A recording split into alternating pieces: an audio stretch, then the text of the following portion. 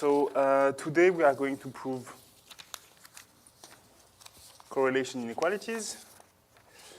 I think this is this way, yes. Okay, so we see that there were two, or depending on how you count, two or three of them. So let me write what we done. So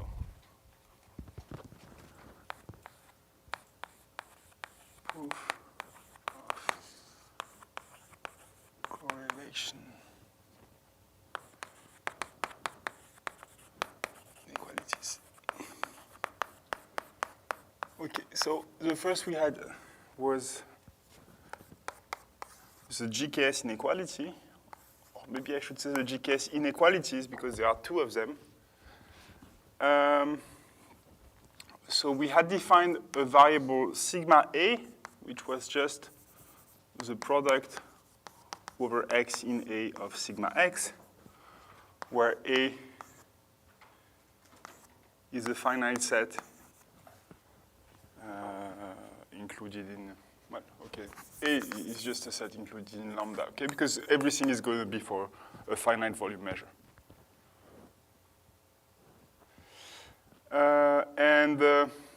What we have, I think that when h is larger than 0, okay, the GKS inequalities, they are that the average of lambda A is always positive under plus boundary condition, the measure with plus boundary condition. And if you take A and B disjoint, what you have is that sigma A, sigma B plus is larger than sigma A, sigma B. Okay, meaning that the two variables are positively correlated. Okay, and this is valid for plus boundary condition. This is also valid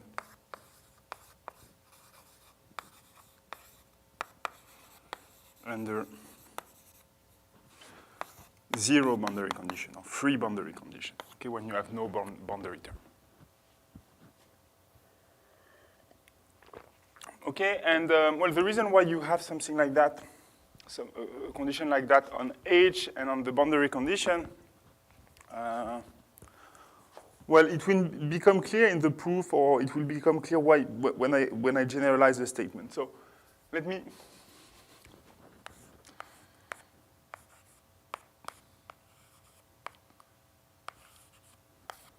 let us rewrite what this thing is. So this thing, it is, well, beta times the sum over xy in E lambda of sigma x, sigma y,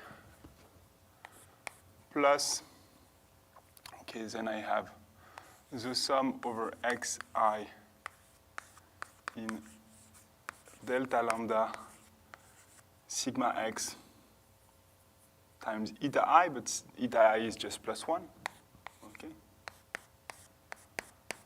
Because I have plus boundary condition. And then I have the sum over x in lambda of sigma x times h. Okay, so what I can do is I can rewrite this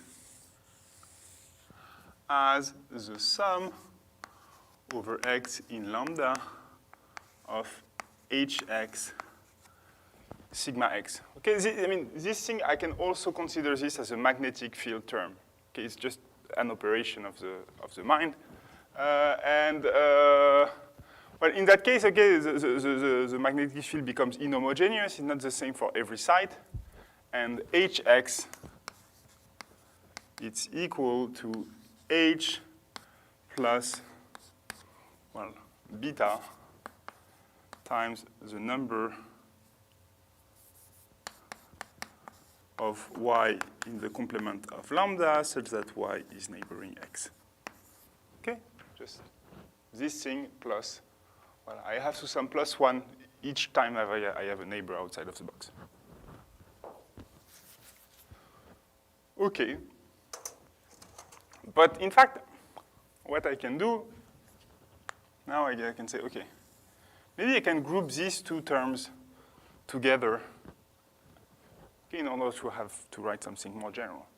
So what I can say is that, well, each time what I'm doing is, okay, I have a positive term, and then I sum some product of sigmas. So product of sigmas, it's something of the form sigma A, okay? So this is, I can rewrite this as, well, sum of sigma c beta c over c included in lambda. Okay, where beta c is equal to beta if C belongs to E lambda. It's equal to h of x if C is equal to x, and it's equal to 0 in all other cases. Okay, and now what we are going to prove, in fact, is that the GKS inequality is valid for all Gibbs distributions that have this form. Okay, as soon as all the beta c's are positive or non-negative. Okay. So, no. This for a general beta, okay, I can write this as h beta of sigma, and I can define mu beta of sigma to be equal to 1 over the, well, okay, it depends also on lambda, but let me, okay. And we are going to say that, yeah, for any collection of beta c indexed by the finite sets, okay, this inequality is valid.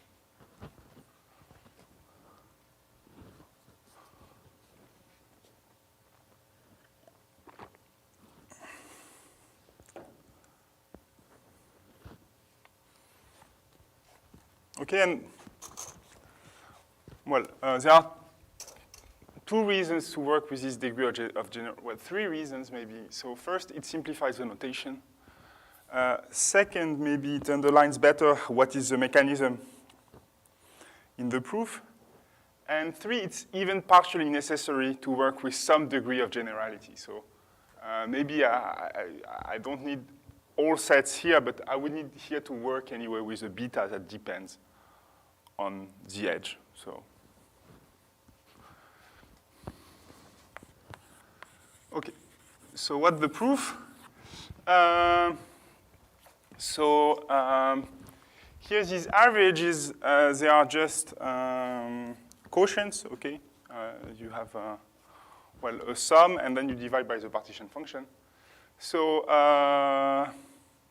well, it's better to work just with the numerator. So what we are going to work with is really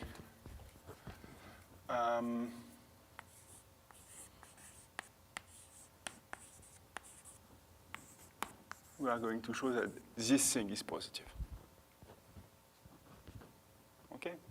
Partition function is non-negative, so there is a... Okay, so what is this?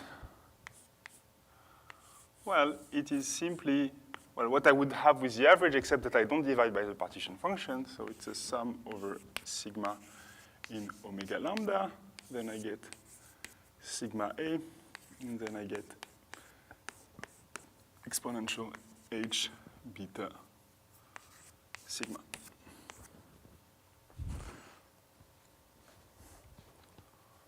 Okay. And now,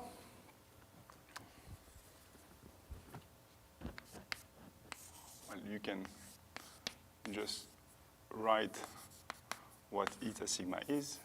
This might help. So let's just write it as a product.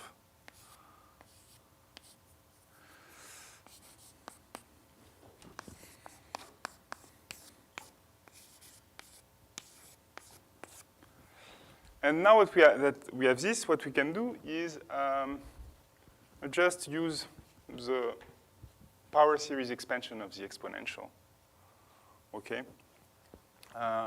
to just write this as a gigantic sum. Okay, and the idea is that then once we have this sum, what we will do is just put the sigma inside and show that each single term of the sum is positive. Okay, and it will kind of appear clearly why all the terms are positive. So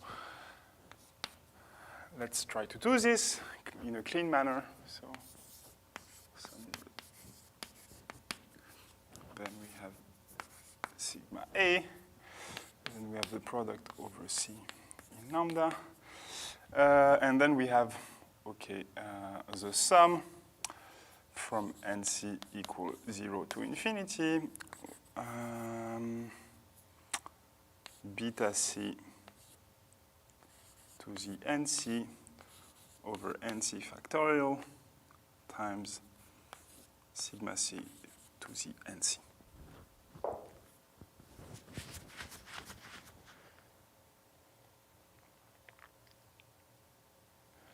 Okay, so then the next step is just to reorganize the sum, and in particular to put this thing outside and this thing inside. Okay, so what we obtain here is, well, the sum. So it will be the sum over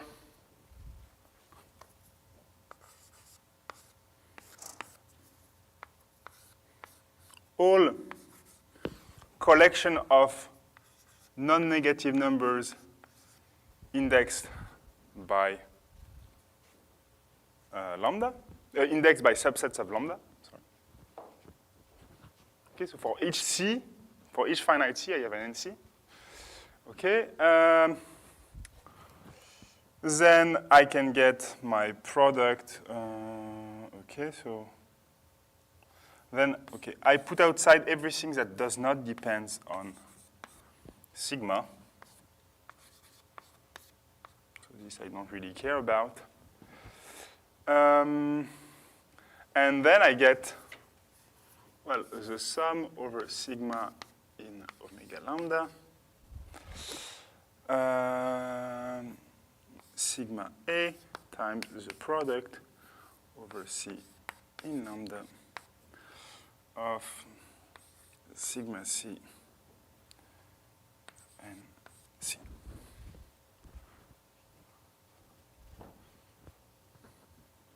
Okay, and now the idea is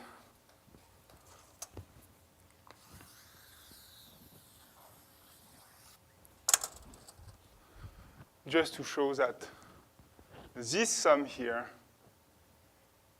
is non-negative. Okay, all these terms, okay, the prefactors, they are positive just by assumption that okay, they are non-negative just by assumption that the beta C's are non-negative.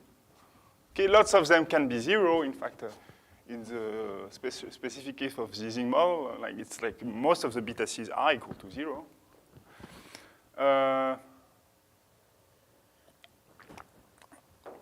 And therefore, I mean, if you prove that this sum is positive, then you're done. Okay, so let's see what this sum is. And well, the idea is that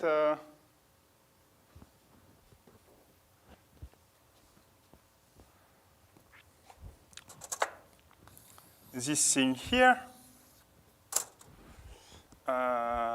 you can rewrite it as, well, the product over x in lambda of sigma x to the mx, okay, where mx, okay, so what's mx? Well, you have to put 1 if x belongs to A, okay, and then you have to put 1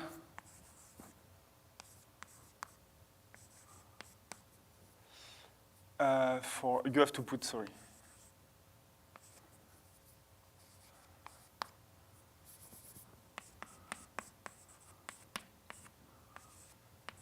You have to put NC for each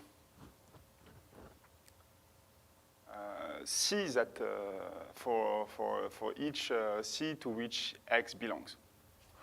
Okay, so I mean basically you can rewrite this as, okay, let me write it in the color. Another way to see it, this is sigma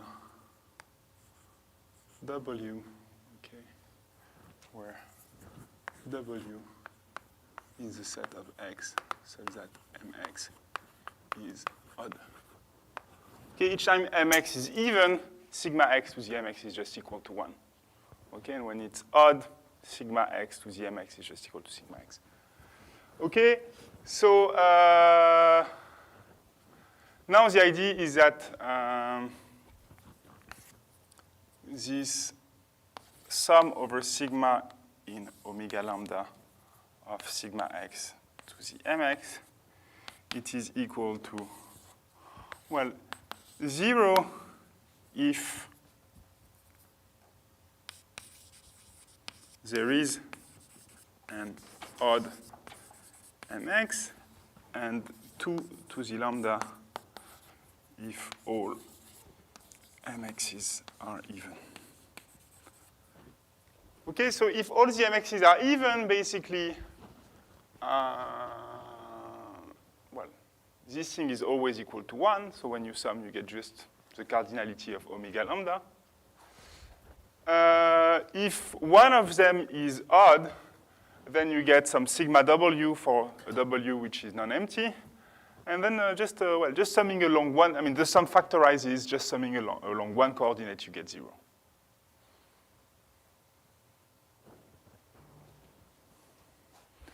Okay, so this is the end of the proof of this first thing. Okay, and this clearly works for both cases. Okay, because well, the zero boundary condition is even easier to write in this form. Okay. And now we have to go to the second case.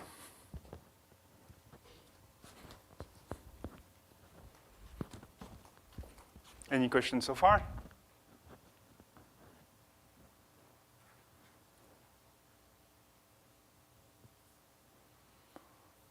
Okay. Okay, so the second case is more of the same, but we don't have to repeat the computation. So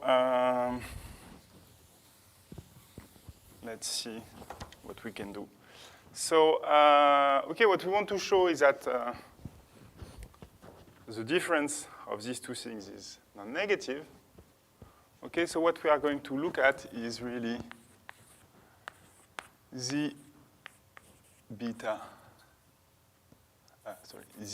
square, sigma A, sigma B,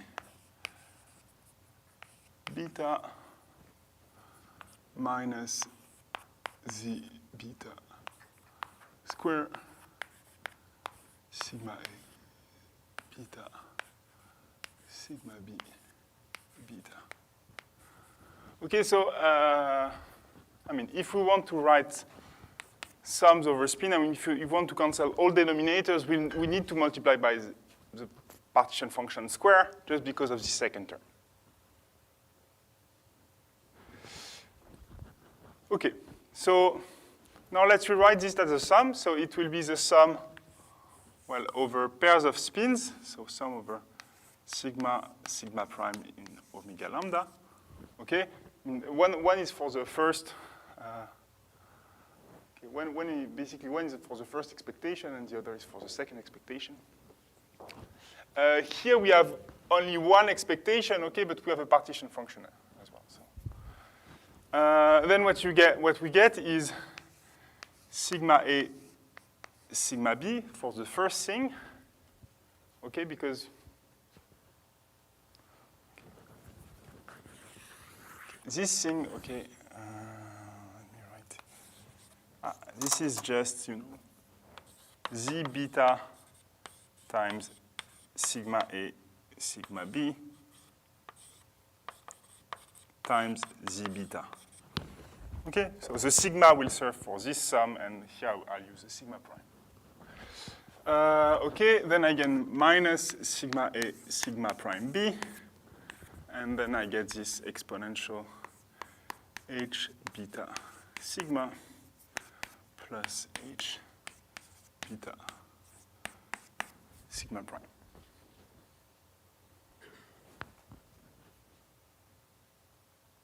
Okay, like you see the first term corresponds to this, okay, just because you have, well, the numerator of the average of sigma A, sigma B, and this second thing you have sigma prime and nothing, so you just get the partition function.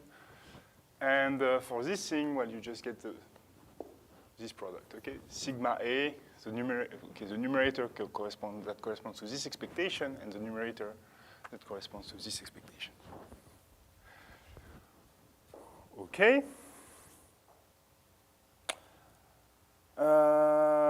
So now the idea will be to factorize things. So I factorize sigma A, sigma B. And okay, so here I have 1. Here I could divide by sigma A, sigma B, but sigma A, sigma B, it belongs to, it's minus 1 or 1. So maybe I choose just multiply by it, it's the same thing. Okay, so if I multiply, then I get sigma A squared, which is 1, and then I get sigma prime B, sigma B.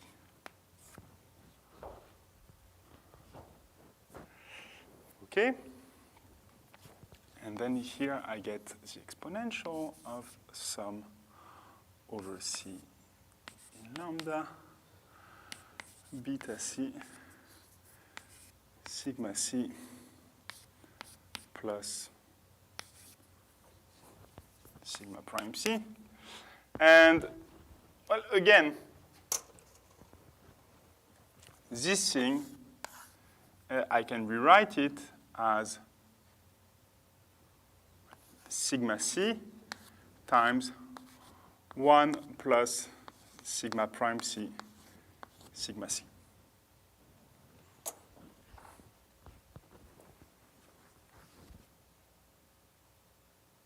So far, so good? Okay, and here there is no arrow.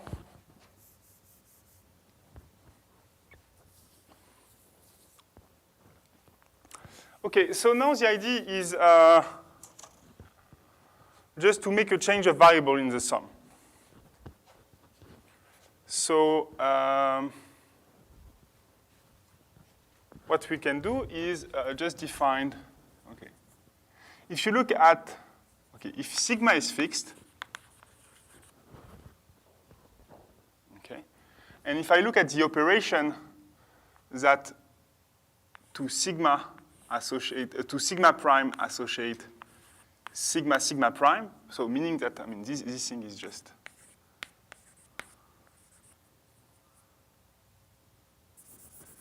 this thing is just the spin configuration which at x associates sigma sigma prime, then this thing is a bijection. Okay? What I'm doing is I'm just kind of, well, flipping the spins of some coordinate, but in a deterministic manner because sigma is fixed. Okay, so I can just define sigma second as sigma sigma prime, and just take the sum over sigma second. So there will not be any difference. Okay, so I'm just making a change of variable in my sum.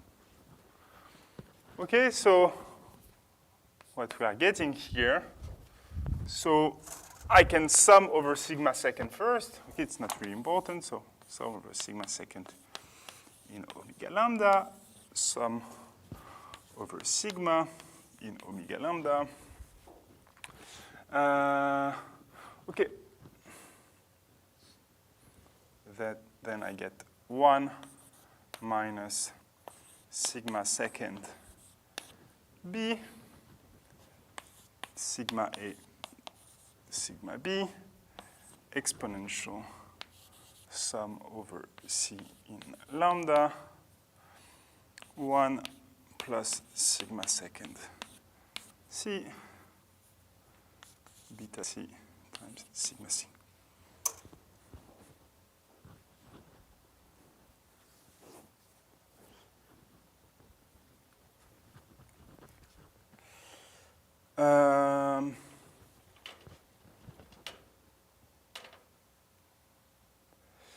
And now,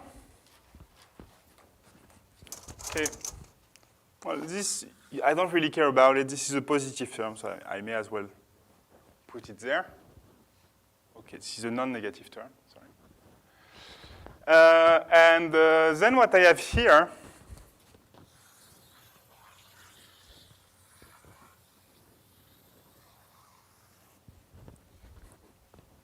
well, it's the same thing as what I have here, okay, except that I have replaced beta c by gamma c, okay, which is gamma. It depends on sigma second, but I don't really care. So gamma c is just beta c 1 minus sigma second c, and it's important that it's positive for every c, non-negative for every c.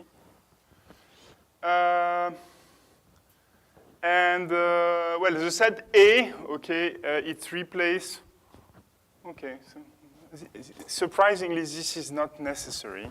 Okay, I was worried about that, but so basically, this thing is just sigma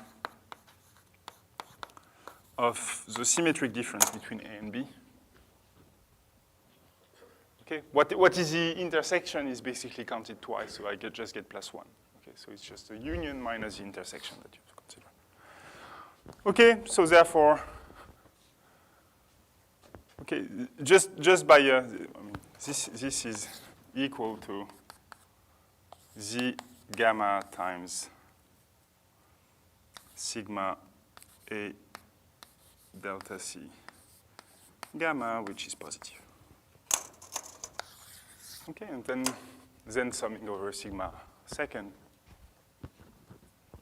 doesn't harm.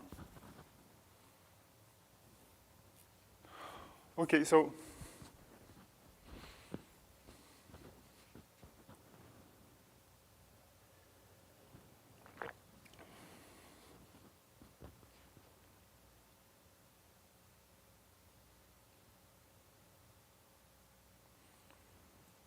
I mean, overall, everything works, okay, because all the terms in the Taylor expansion of the exponential are positive, are non-negative.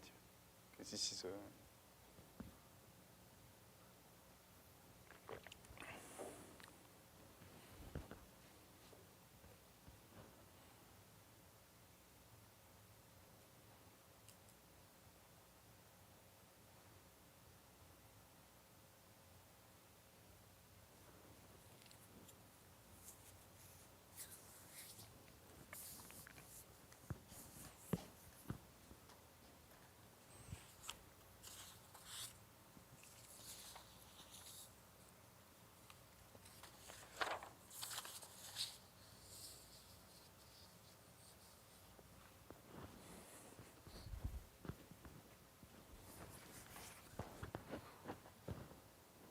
So Any questions about the proof?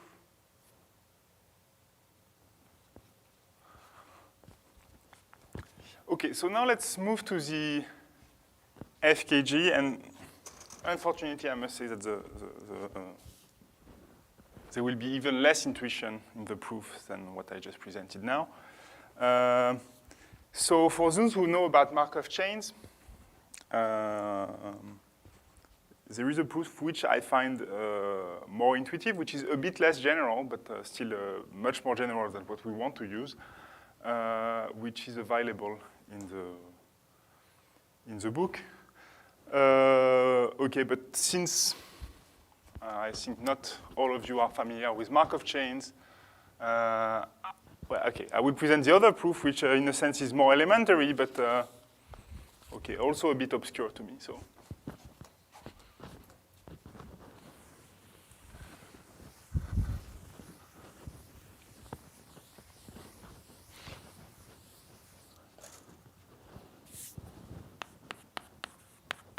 let us recall what the FKG inequality is.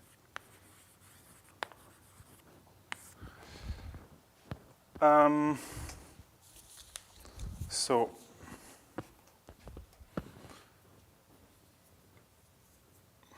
we equip omega lambda with the coordinate order. So we say that sigma is smaller than sigma prime if sigma x is smaller than sigma prime x for all x in lambda. Okay, so it's a partial order.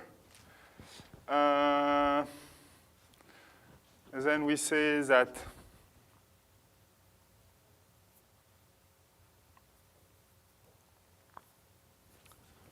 f is increasing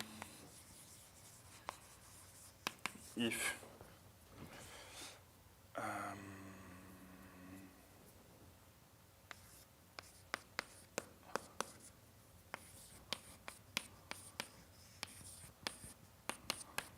whenever sigma is smaller than sigma prime, then f of sigma is smaller than f of sigma prime. Okay. And the result is that f g lambda beta h eta is larger than f lambda beta h eta g lambda beta h eta. Okay, so this is true for every boundary condition, for every h. Okay, beta has to be non-negative, but it has always been the case in this class that I've said that beta is non-negative. So it's basically, I mean, contrary to GKS, it's valid with a very wide degree of generality. And you will see in the proof that, in fact, okay, it's valid for many more Gibbs measures, okay, like for many more h, if you want. And something maybe, okay, it's not that important, but it's not valid for this h here. Okay, I mean, like the two inequalities, they have extensions, but not in the same directions. Okay. So,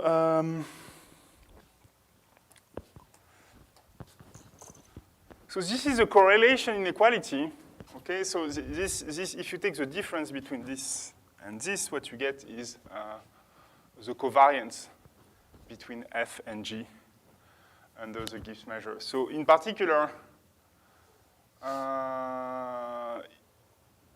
we can restrict our proof to the case of f and g non-negative. Okay, so.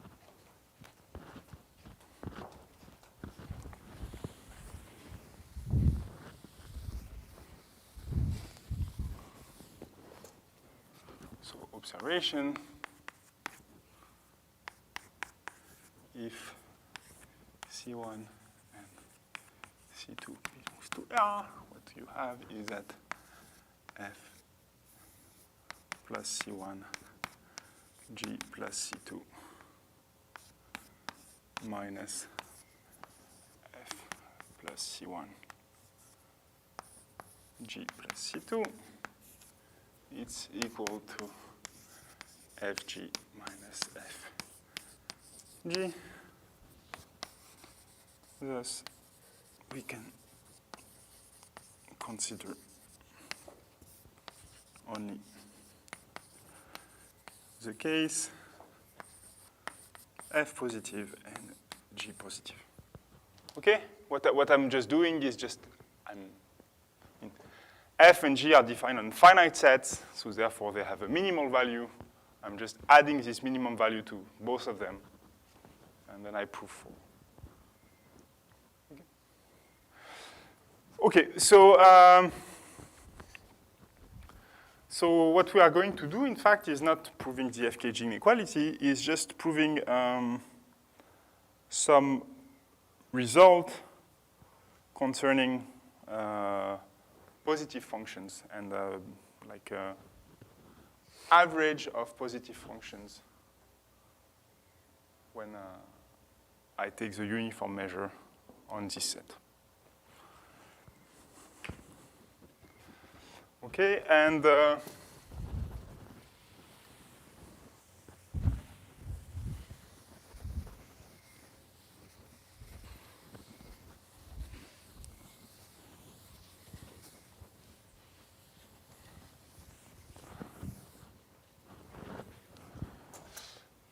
this is called the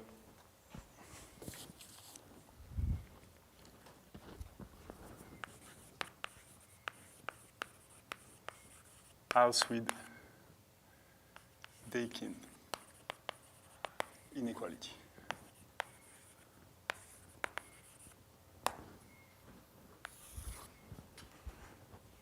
Okay, so well, lambda is still a finite set, and we are still considering omega lambda. Now, given two configurations, sigma and sigma prime in omega lambda, what I'm going to I'm going to construct two new configurations which are the maximum of the two and the minimum of the two. So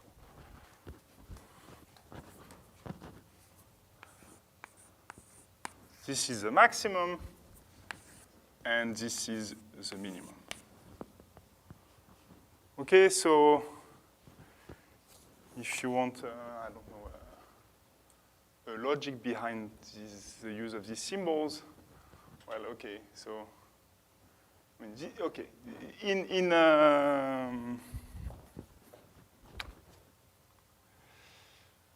in propositional logic, this is and this is or, but the idea is that and is intersection and or is union, okay?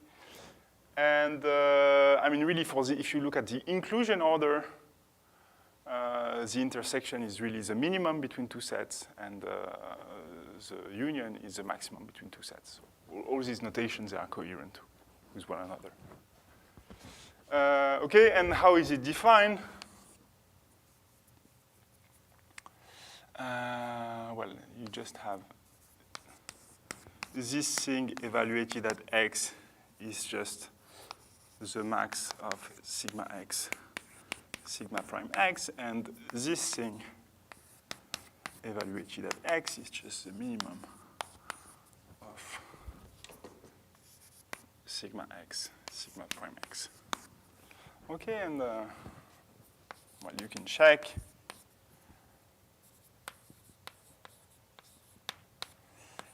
That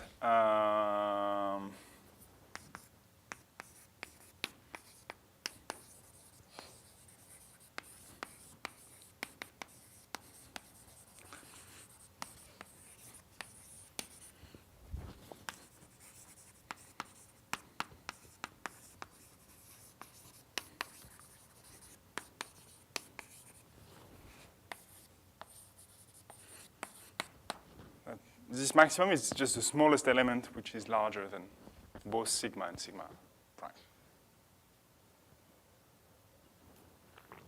Okay. So what's else with Daikin inequality? So it's not about 2 functions, it's about 4 functions.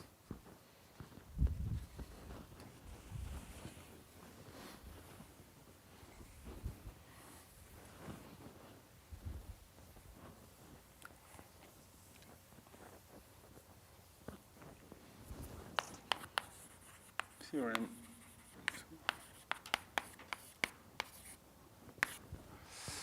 And the theorem says the following. So if F1, F2, F3, and F4 are such that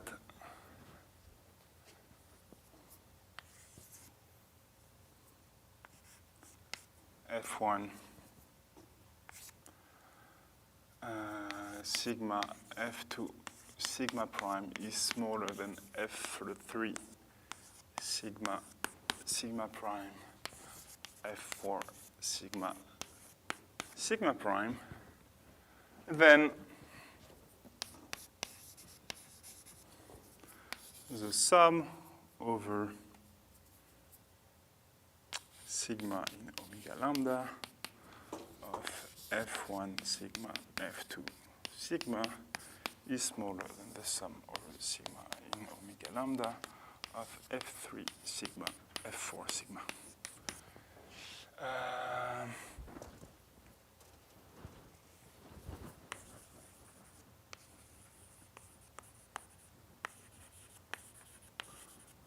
Okay, so here I'm not assuming any monotonicity on F. Okay, it's something completely general, but I just want this inequality to be satisfied.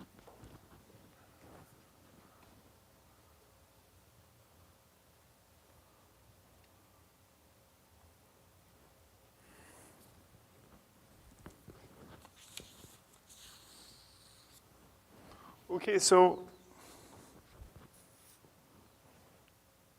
I want to check the paper. The result which is presented in the paper is a bit more general, but I'm not. I don't know if the. I think this looks like equivalent. I mean, it looks it's formally weaker, but maybe it's equivalent to what is presented in their paper, and I don't know if there are more general applications in any case, but.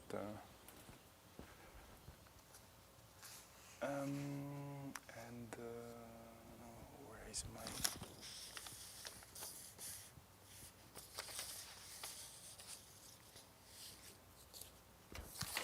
Do I have a gap in my notes?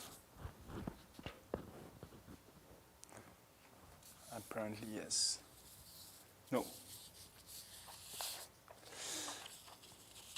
Okay. So what we are going to do is first explore corollaries of this, and then finally prove this.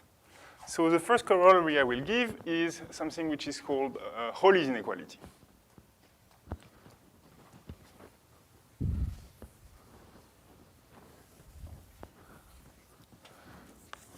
Corollary. And of course, it has not been proved this way because it has been proved earlier. But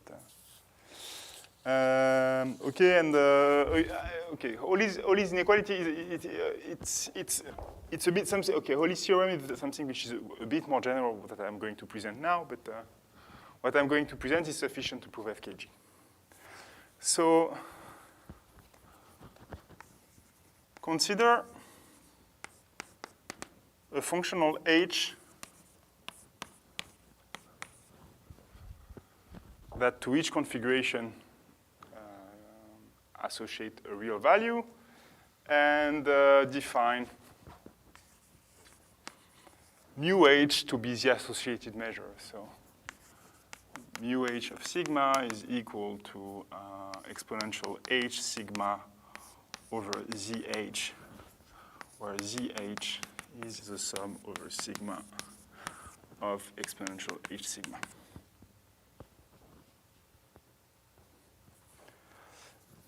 Okay, so I mean, if you take h to be the Ising Hamiltonian, you get the Ising measure.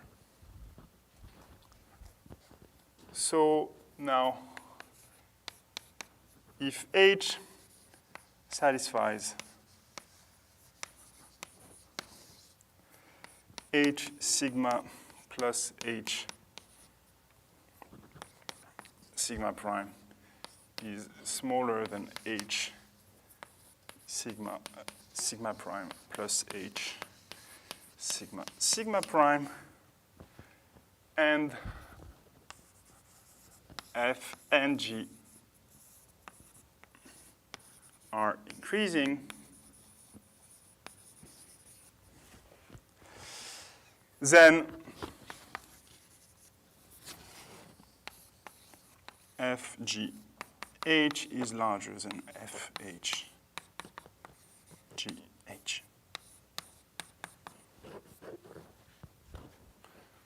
Okay, so if you have an Hamiltonian on the set of configuration that satisfies this, then the FKG inequality is valid. This is what this says.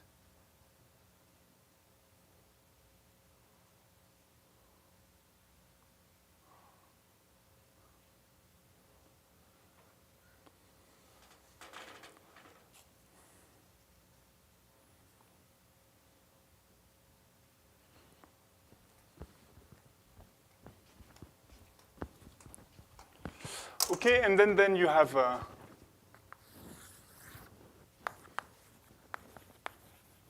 corollary of the corollary,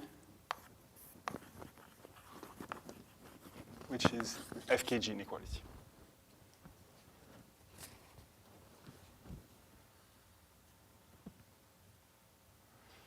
Okay, so maybe now we have seen the path, so what I'm going to do is first to prove the corollary of the corollary, then prove the corollary, and then prove this. Okay, so here it's kind of clear what we have to do. What we have to do is to show that the Ising Hamiltonian satisfies this relation here.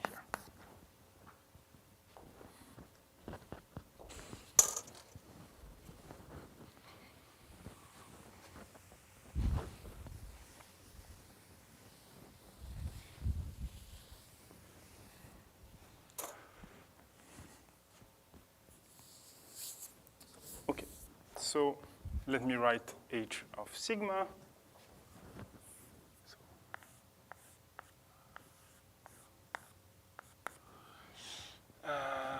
It's equal to beta times the sum over x y in e lambda sigma x sigma y plus sum x y in delta lambda sigma x eta y plus sum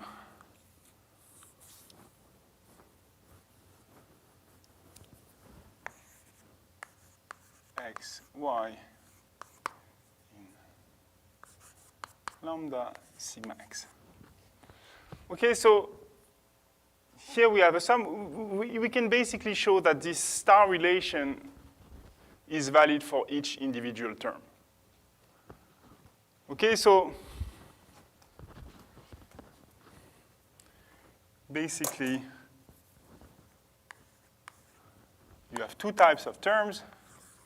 You have the terms that only invokes a single site and the terms that invoke two sites. Okay.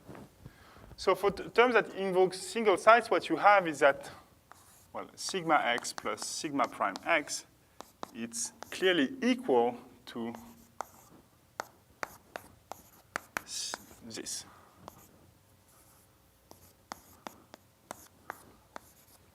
Okay, because here, I mean, you have two values, and one is the smallest and one is the largest. They might be the same.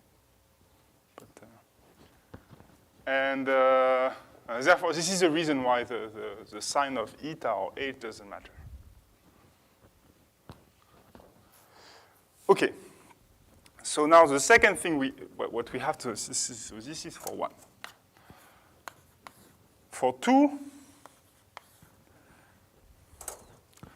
well, we have to show that this is true. Okay, this is something you can do. So sigma x sigma y plus sigma prime x sigma prime y is equal to okay, we want to show this smaller than this sigma x.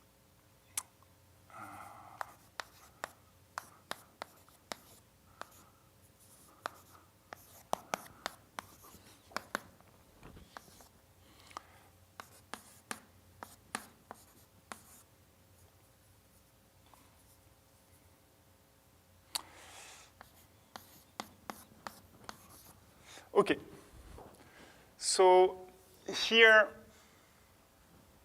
there are, if you want, 4 cases. Okay, so depending on whether sigma x and sigma y are equal to +1 or -1. Okay, so no, you have, okay, you have, sorry, you have 16 cases. But in fact, you can simplify things a little bit, and in fact, there is only one case which is, so,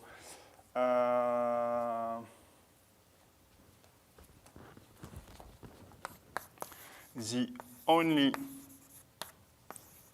case where, okay, so we do not have either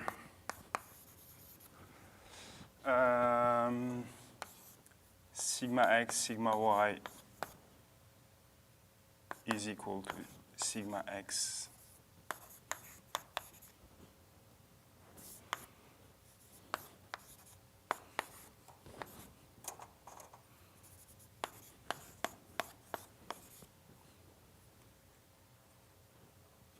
or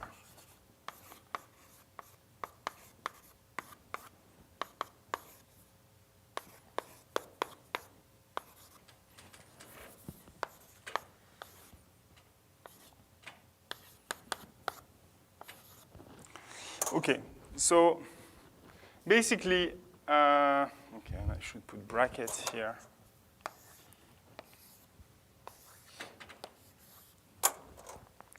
So yeah, I mean, you can just look at the restriction of the configuration to the sites x, y. Okay, if these restrictions are ordered,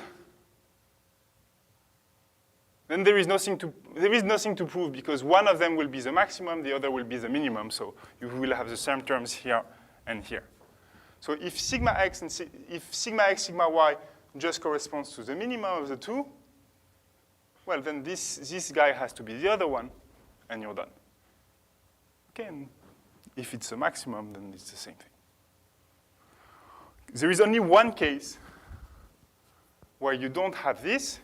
It's when the configurations are not ordered. And for the configuration not to be ordered, you need, well, sigma x to be larger than sigma prime x and sigma y to be smaller than sigma prime y, or the opposite. But by symmetry, it's sufficient to consider 1. So what you can consider is sigma x, sigma y is equal to plus minus and sigma prime x, sigma prime y is equal to minus plus. Okay? In this case, this is equal to -2, and this is equal to +2. In all the other cases, things are equal.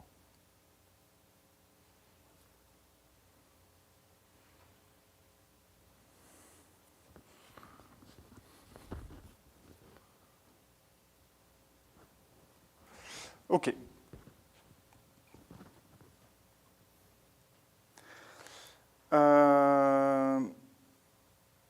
And thus, I guess, as soon as we have assumed all is inequality, then we have proved FKG's inequality.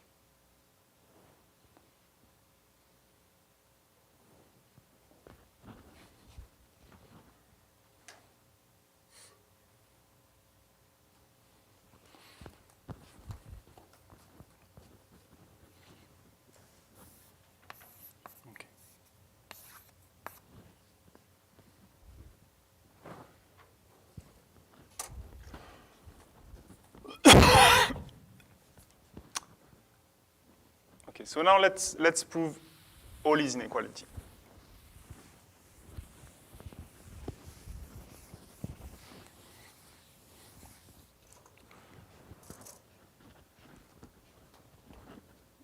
So, okay, basically we have to reduce this thing about to something about F1, F2, F3, and F4. So, okay.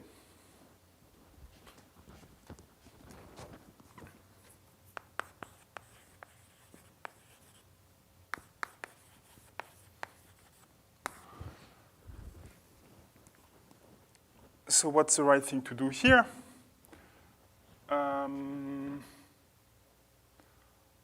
Okay, so I think F1 of sigma will be simply F exponential H. F2 will be G exponential H. F, okay. Okay, you can put sigmas everywhere. F3 will be exponential H, and F4 will be Fg exponential H.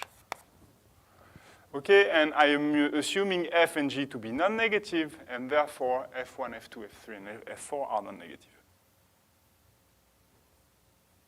Okay? Just because here in all these inequalities, there is no loss of generality in assuming that things are non-negative, because I can add constants.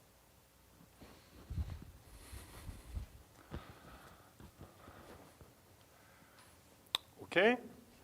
So now what I have is that F1 sigma F2 sigma prime, well, it's equal to F sigma G sigma prime exponential H sigma plus H sigma prime. Now,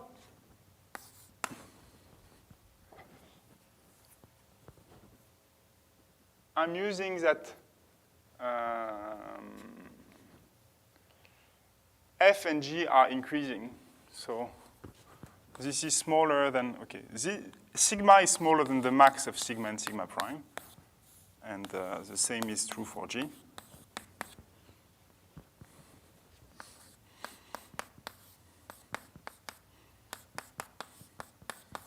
Okay, so this is just F, G increasing and non-negative. Okay, this is important.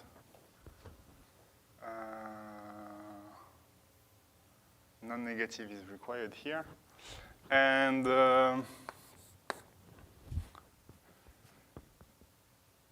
then we use Pauli's, we use the assumption we have about H.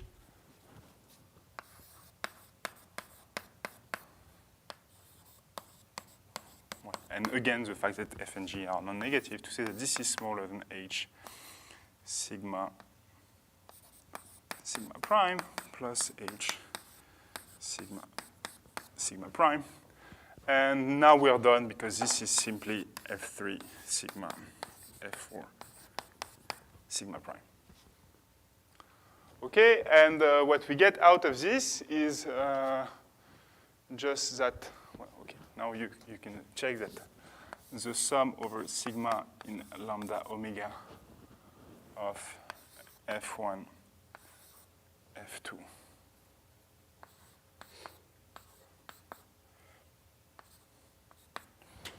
it's, okay, what am I doing here?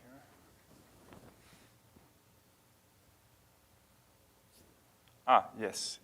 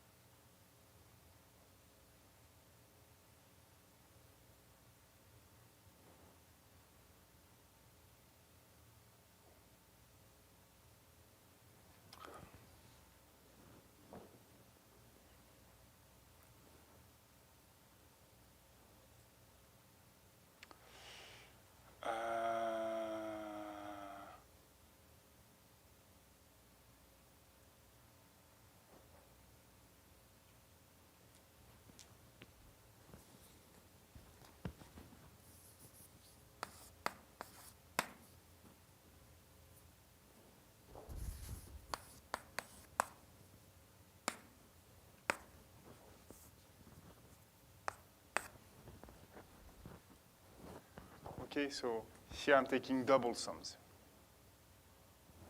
Okay, and now I'm fine because this thing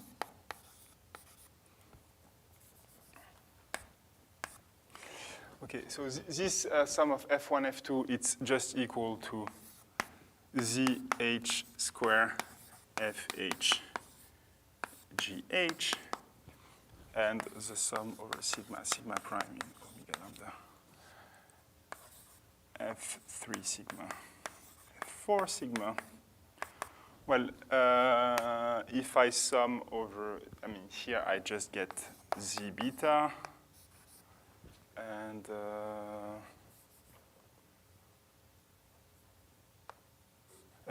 ZH times ZH FGH. Okay, so this is just Hall's inequality.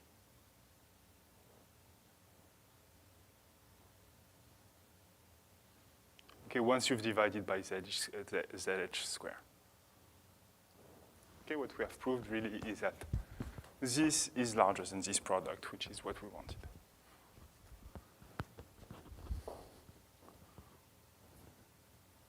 Okay, and on the way we have corrected the inequality there.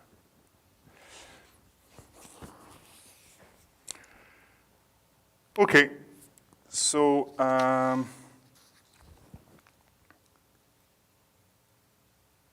now we can move on and just prove the Auschwitz-Daikin inequality. Okay, here, without loss of generality, the set here you're considering is not really important. So lambda might as well be the set of the integers from 1 to n. Okay. The finite set is always in bijection with that.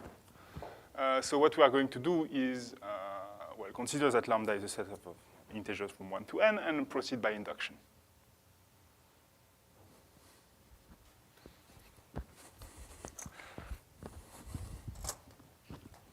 Any questions? Yes? No? Okay.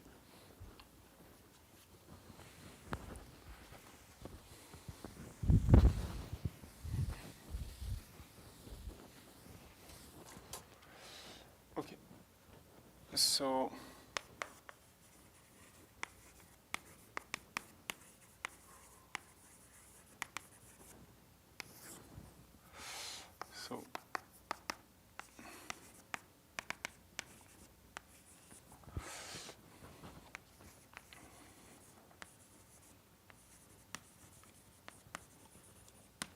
okay, now I will just write plus for +1 and minus for -1.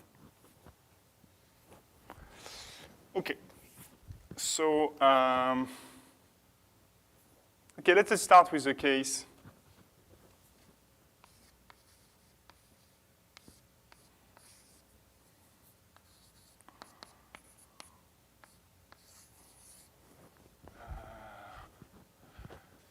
n equal 1, and I'm going to assume, just for simplicity, to avoid the hassle of not being able to divide by 0, I'm just going to consider that everything is positive. Okay?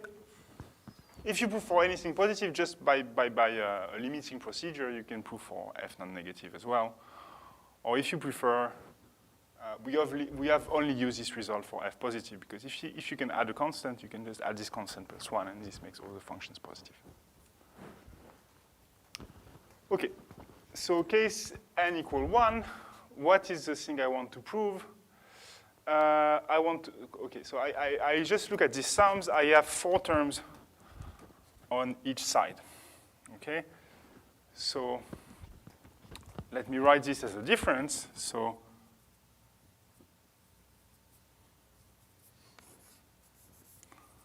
I have F3 plus F4 plus, okay, no, I mean, sigmas are just, sigma and sigma primes are just singles, I mean, there is one side, so they are single spins. So sigma, it's just plus or minus.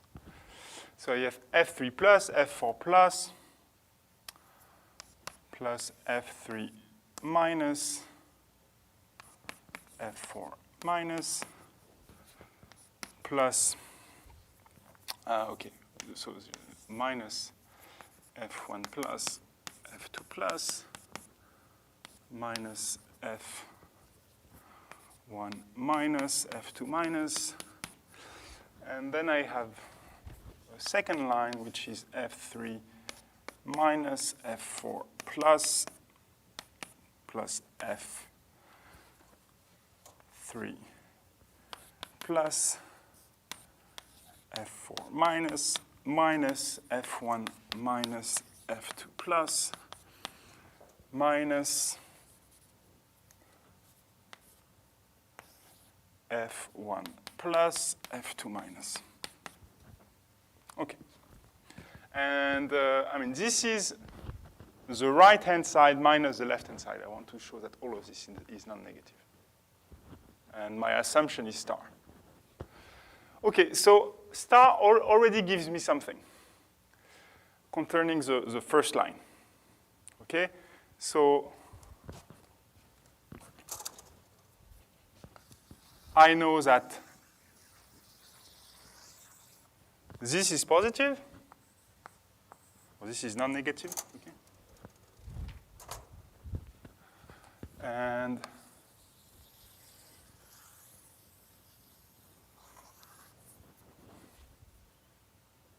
this is non-negative as well. Okay, just because I'm taking, I mean, I have that F3, F4 of plus is larger than F1, F2 of plus.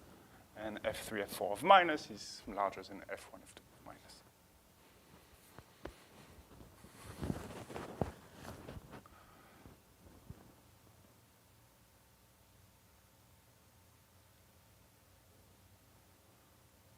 Okay, then I might do the same thing with this term. Okay, this term is smaller than this one. But then I'm stuck with the fourth one, which is bad. So this is not what I should do. So, okay, the first line is positive. I'm going to show that the second line is positive, but not by coupling the term 2 by 2, just by considering the four things as a whole. And I have C plus D minus A minus B. And now I'm just going to summarize what the assumptions are and to see what I can conclude about it.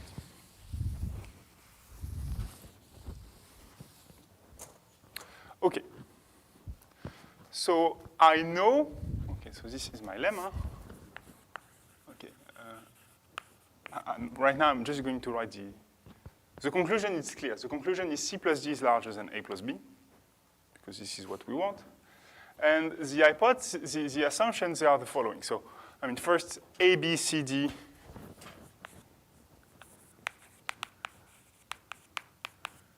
positive. The second is that A is smaller than C, okay? Just because I'm using star. But using star, I also have that B is smaller than C, okay? And I also have this third thing. Then, I mean, if I multiply these two terms,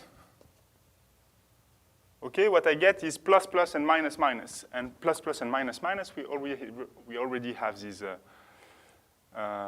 inequalities. So what we have on top of this is that CD is smaller than AB.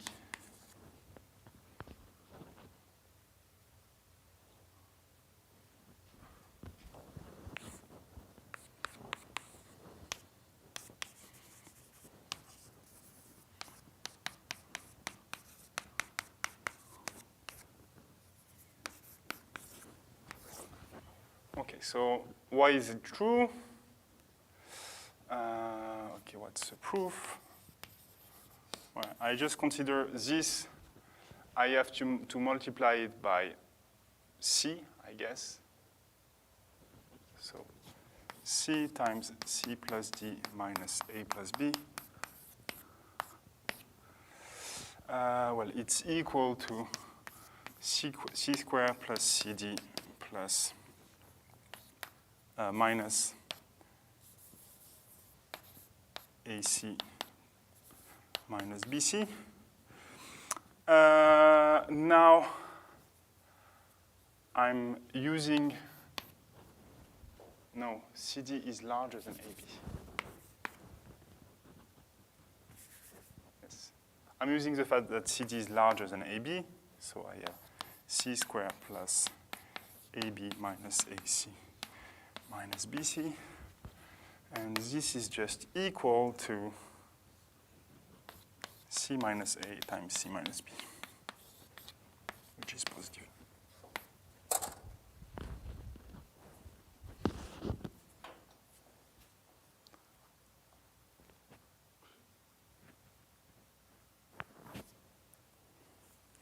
Okay, and this concludes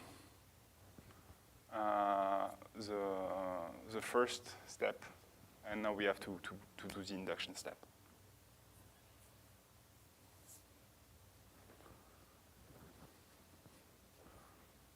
Okay, so it just works. This is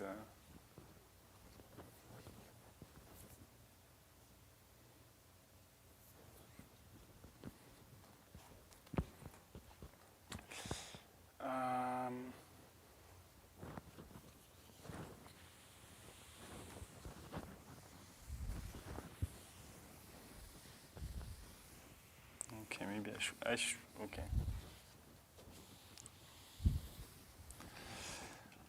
Okay, so now,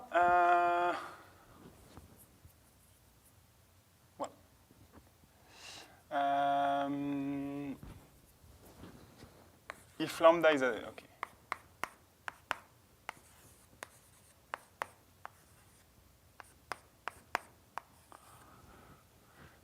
I'm going to write my state space with n plus 1 spins as a state space with n spins, the Cartesian product of state space with n spins and state space with 1 spin, okay?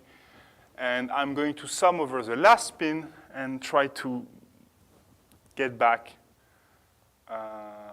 to the case with n spins in order to conclude by induction. Okay, so what is it that I'm trying to prove? So what I'm going to define is for sigma in omega n, I define fi, f bar of sigma, which is equal to the sum over u in minus plus of sigma. Okay, it's f of sigma plus fi of sigma minus. Okay, for I in 1.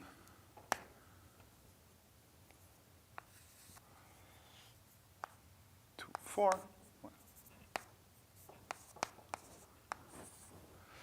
Okay, and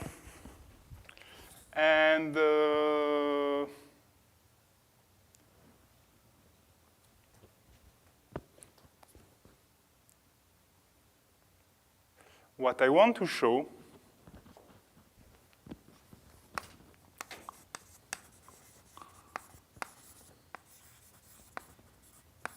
that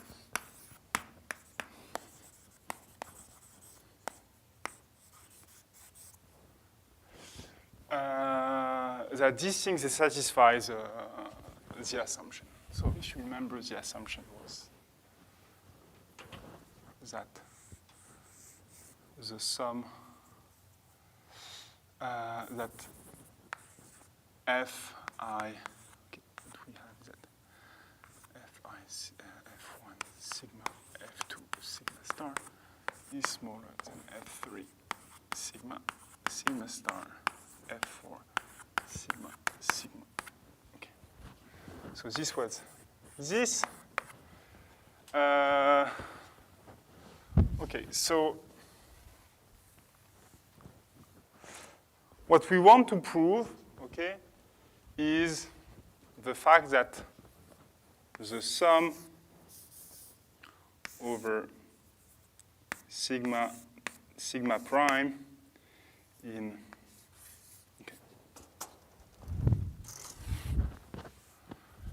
sigma u sigma prime v in omega n plus 1 of f sigma u f1 sigma u f3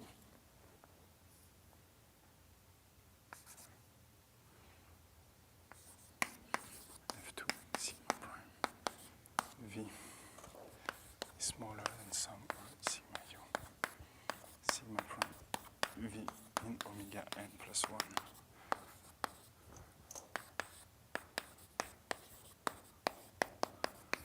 Okay, so we want to prove that this holds, okay? And the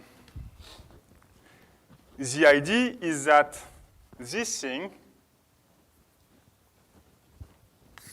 it's equal to the sum over sigma prime in omega n of f bar 1 sigma, f bar 2 sigma.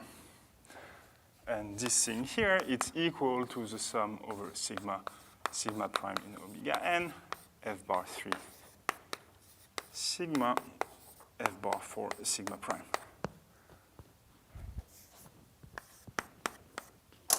Okay, if I'm just summing over the last coordinate, what I'm getting is this function. Okay, so if I get that this function satisfies star, then I can use the induction hypothesis to conclude. Okay, so what we are reduced to is really prove that f bar satisfies star. Is it okay for everybody?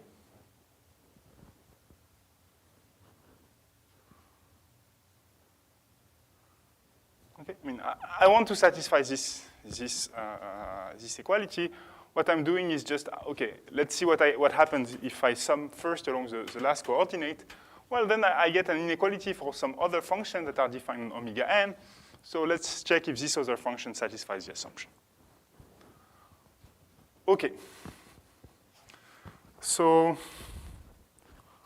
what we are going to do is basically well, the same thing as before. So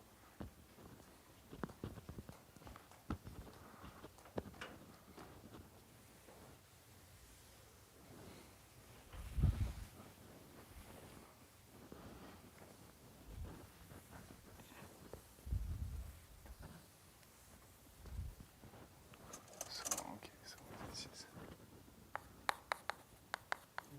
instead. And I'm trying to write what is F3 bar of sigma prime, F4 bar sigma prime, minus F1 bar sigma F2 bar sigma prime. Okay. I have 8 terms as before. And so let's see what they are. So I have F3 sigma prime plus F4 sigma prime plus minus F3 sigma prime minus F4 sigma prime. No. Okay.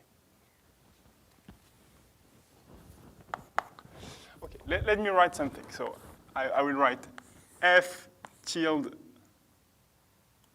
1 of U. U is plus minus. Okay? It will just be F1 sigma U. F tilde 2 of U. It will be just F2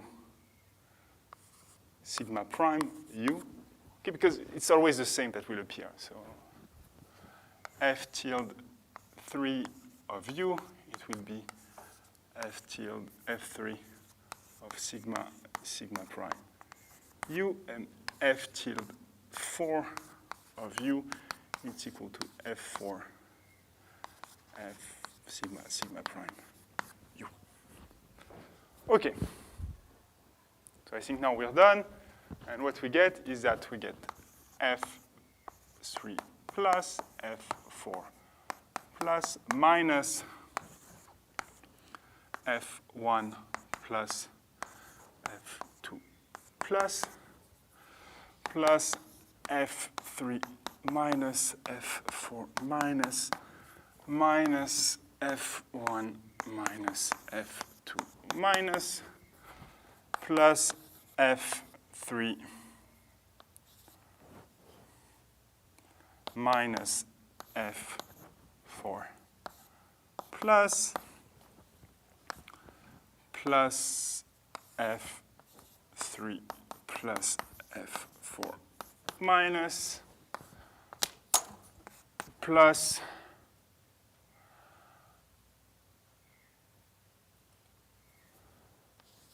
F1 minus F2 plus minus F1 plus F2 minus.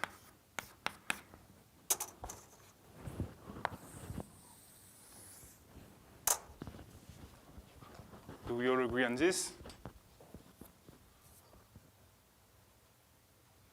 Okay, so now what's the big deal? Okay, so the way I've joined the terms maybe makes things is a bit of a spoiler. Okay, so now you see. What I'm claiming is that F3, F4 plus is larger than F1, F2 plus. Okay, why? Well, because the idea is that you have this star relation for F1, F2, F3, F4. And now if you add the plus to the last coordinate, what you get here is that, well, F3 plus, it's really, okay, so the big point here is that if U equals V, then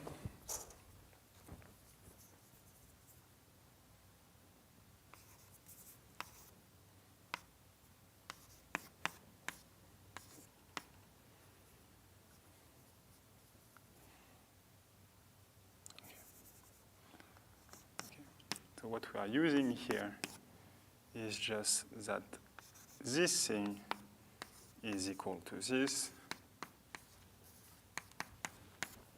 and that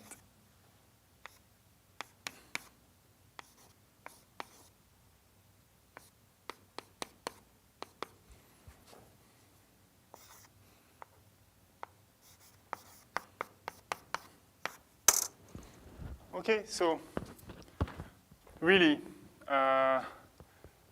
this thing is really corresponds to the minimum of the two with the n+1 coordinates, and the same for the maximum.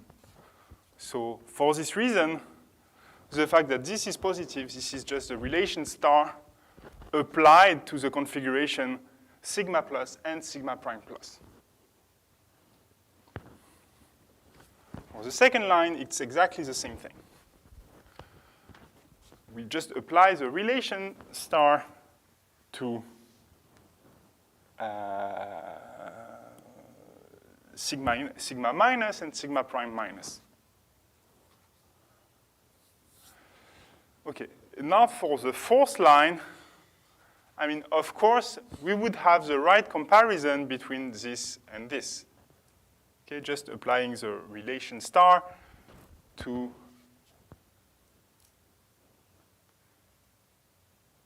I guess sigma minus and sigma prime plus. But then we would get stuck with this. So now the conclusion becomes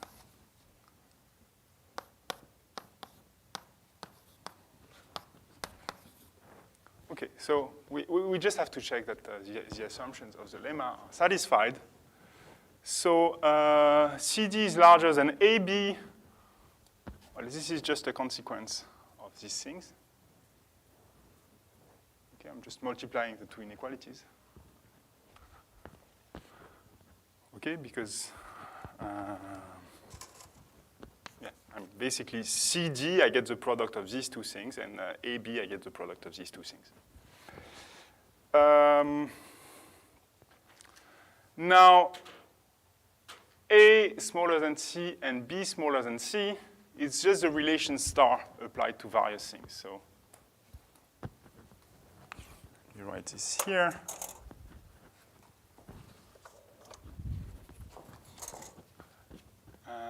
A smaller than C because star for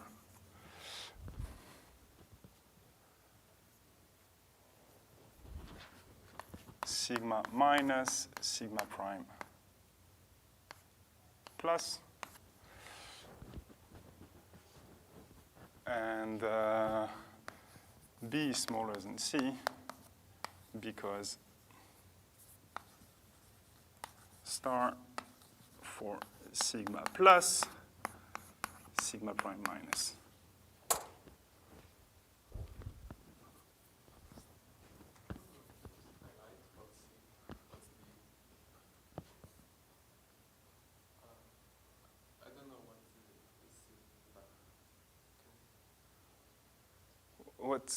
Okay. C with the A, B, C, D, and yeah, so C is just this, D is just this. Yeah.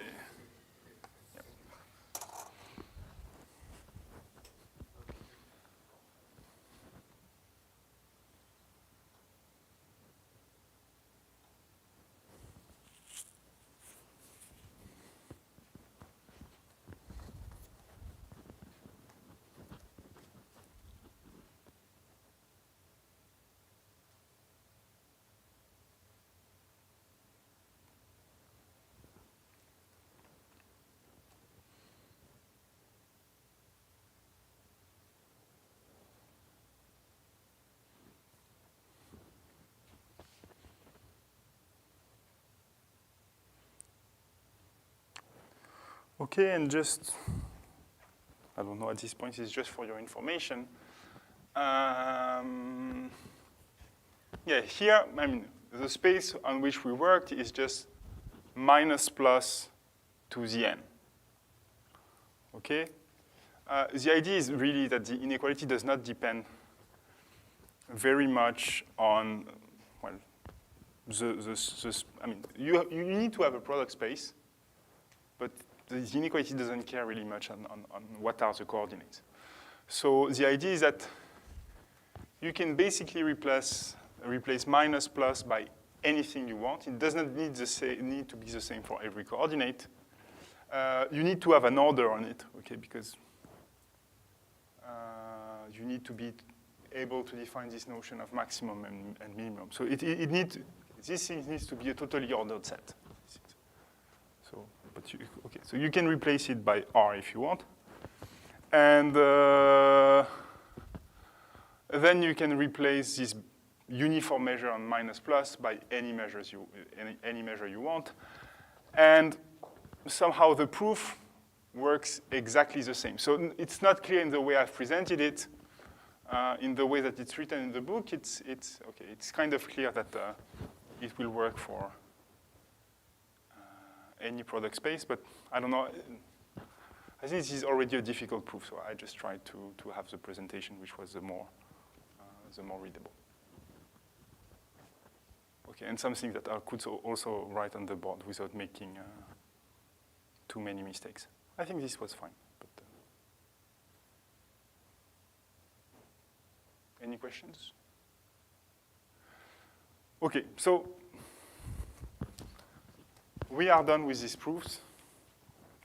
I don't know. It's a bit frustrating because the proofs are not that instructive, but I wouldn't feel very comfortable in leaving this as a black box to you. So I think in the end, this is more satisfying to know that you have the complete proof of the existence of phase transition, and you don't have to admit results in the middle. And now let's conclude by giving a few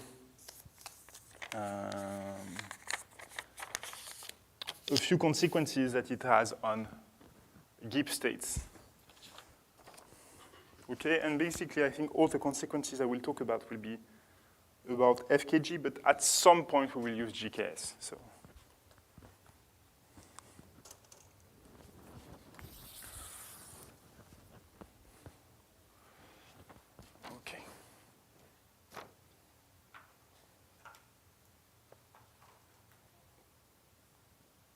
Okay, so yeah, let me write maybe here.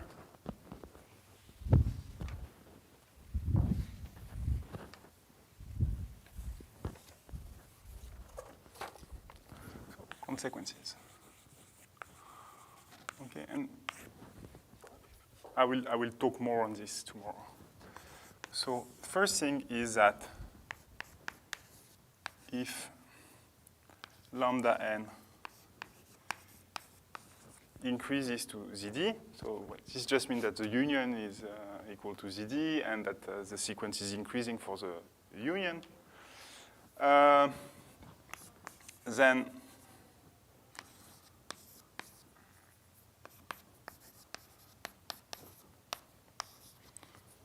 this thing converges for all local f.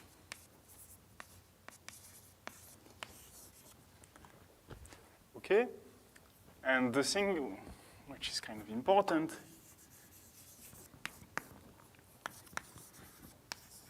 the limit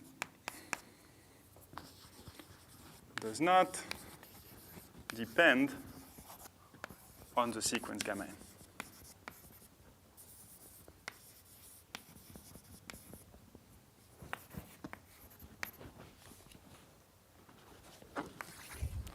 Okay, so it's important that the limit does not depend on the sequence because I'm going to call the limit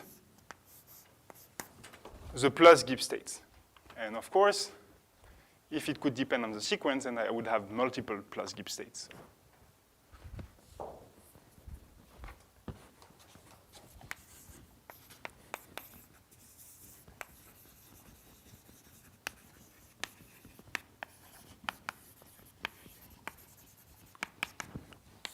okay, so why is this true? Well, if you want to prove this for any local functions, then you just have to prove this for a base of local function. So what we have seen last time was that as a consequence of FKG inequality, this thing,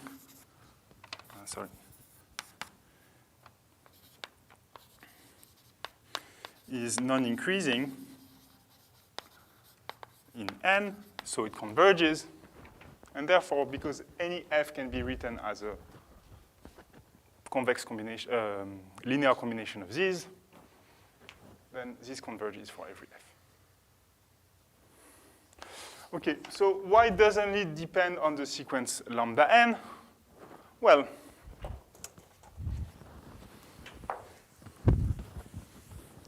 if I have two sequences, lambda n and lambda prime n, what I can do is construct a third sequence, okay?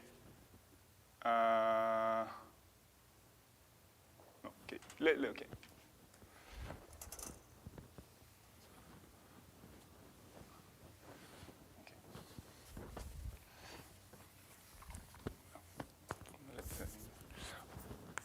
A consequence of this, okay, is simply that for any gamma, this thing is smaller than the limit when n goes to infinity of n a gamma n beta h plus. Okay, why? Well, simply I can find some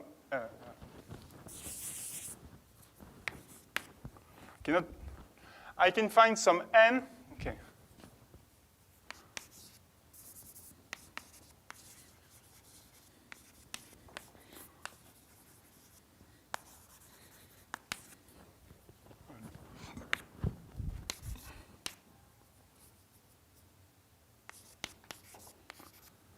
Gamma prime will be included in lambda n, okay, for n sufficiently large. And therefore, you will have this inequality because this thing was just that if you have two boxes, one included in the other, then this expectation is smaller for the larger box.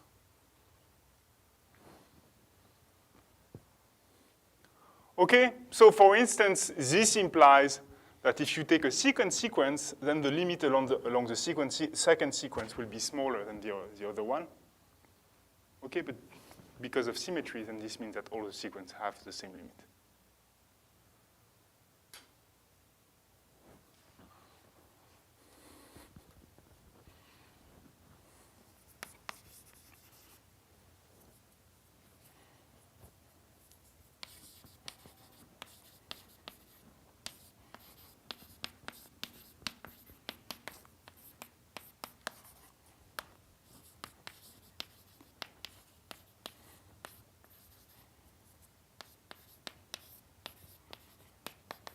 And again, I just have to prove uniqueness of the limit for a subsequence of local functions.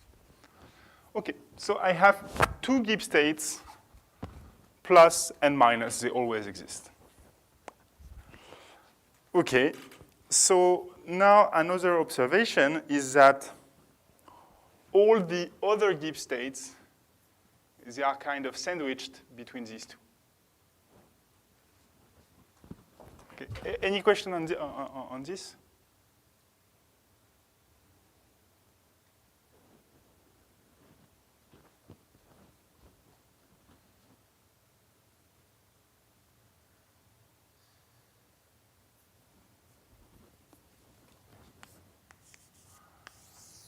So the second thing we have is that if eta belongs to omega and f is increasing,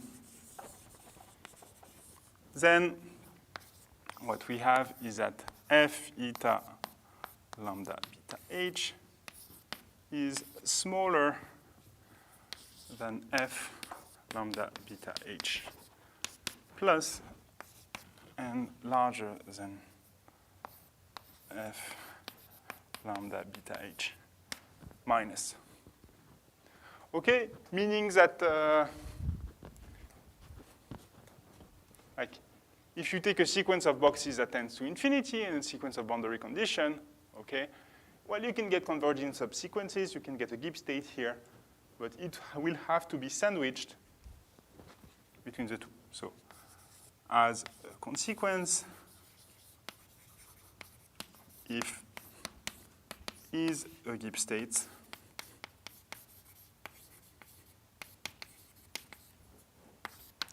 then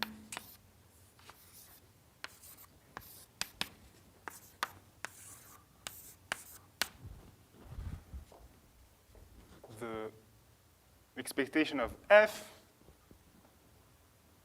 is sandwiched between F plus and F, the expectation over the plus Gibbs state and the expectation of over the minus Gibbs state. Okay, so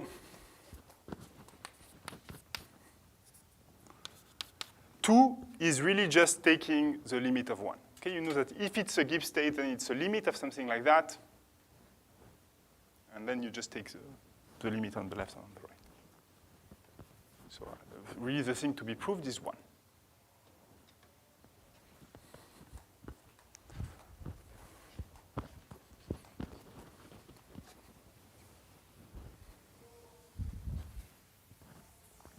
Okay, and for one, I will just prove the inequality on the left because the inequality of the right on the right is exactly the same thing.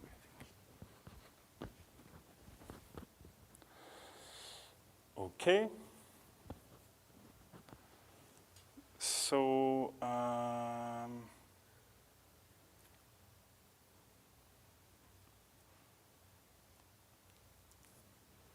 okay, let's see if I can do this. So what we have is that F plus lambda beta h, okay, so it's equal to 1 over the lambda beta h times the sum over sigma in omega lambda exponential h plus lambda beta h sigma.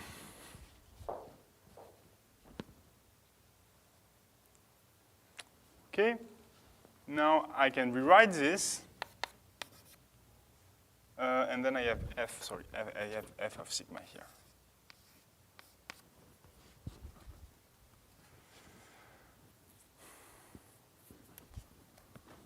Now I can rewrite this as 1 over z beta h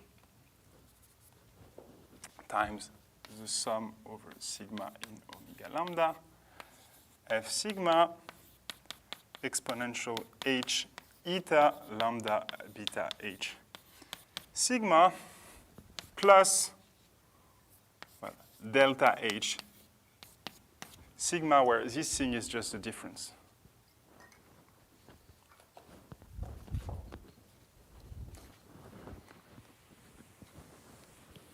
So what I have is that delta h sigma is just h plus minus h eta. And here, you know, I just have the boundary terms. So this is just sum over xy in delta lambda. And then I get 1 minus eta x sigma x. So all these terms are positive, so this is an increasing function. So here I have the exponential of an increasing function.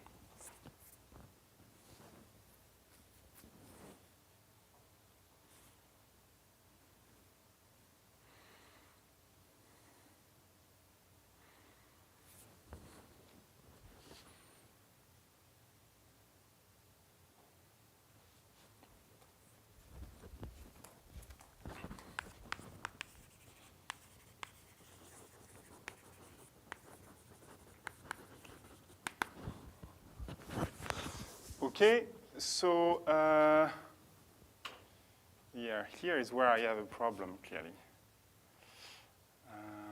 Okay, but this should be okay.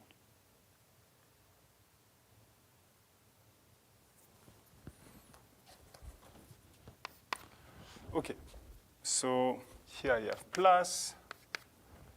Now what I get is this is all equal to z lambda beta h eta over z lambda beta h plus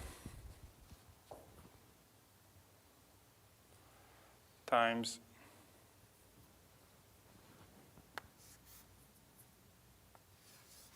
f exponential h delta h sigma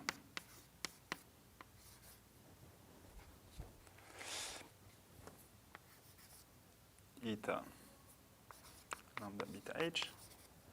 Okay, I need to divide by this in order to have my expectation. Okay, now I use FKG. So I have z eta over z plus times. Okay, now I'm just going to forget about lambda beta h. So I get f eta exponential delta h eta. Okay, and this thing is just equal to f eta. Okay, because this thing is exactly this ratio here.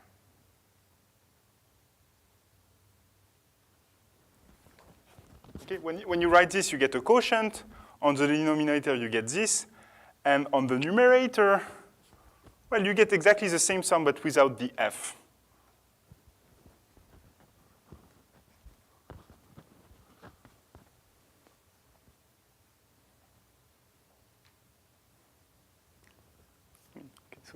So I mean, the idea is quite simple. I mean, what you're basically saying is that when you have this, you can rewrite it as a product of increasing function. One of the two increasing function is really something which is induced by the change of boundary condition. When you replace the boundary condition by something lower, well, somehow the change in the Hamiltonian is an increasing function. This is what makes things work.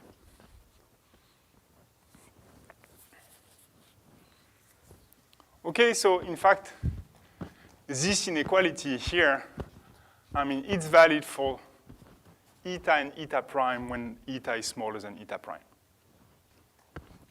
Okay? Here you would get eta prime minus eta x, and this would work the same. Okay, so it also worked for the left-hand side. Okay, and maybe a last comment, but I won't prove it, and I will really, this will be the first thing I will come back to. But it's not a hard consequence of what I just what I just said.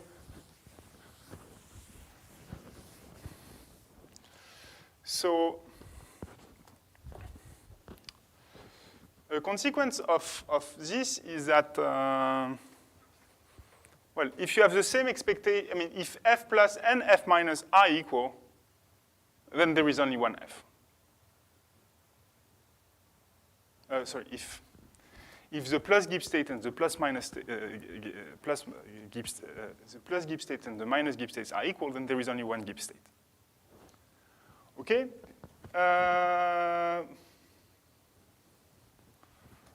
So in fact, you can say more than this. You can say that if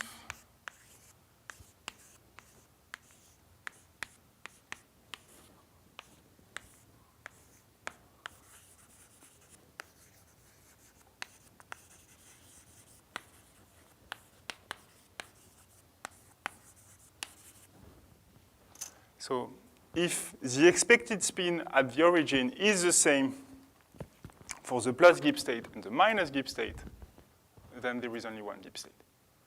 So you don't have to check it for all local functions.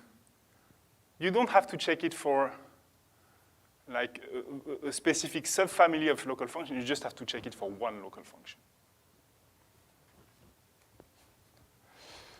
Well, the idea is basically that, yes, if these two things are equal, basically there is no space to sandwich something non-trivial in between. Okay? I mean, the first thing is that these measures, okay, because the limit does not depend on the sequence, the plus and the minus Gibbs states, they have to be translation invariant. Okay? Because if you take lambda n as a sequence or lambda n plus x, you get the same limit. Okay? And what you have is that the limit of the expected value of sigma 0 in one case is equal to the limit of the expected value of sigma x on the other case. So for this reason, this expectation is the same at every spin. Okay? And now if the expectation is the same at every spin for both the plus and the minus Gibbs states, well, how would you kind of fit something in between? Well, you can't, and basically the reason why you can't is that so I think this was an exercise. This is an increasing function, okay? So basically, you have an inequality for NA, but you also have an inequality for minus NA here. And okay, I will come back to that next time because we have seen lots of things today, and this is not the best time to process new things. Okay, so I'll stop here.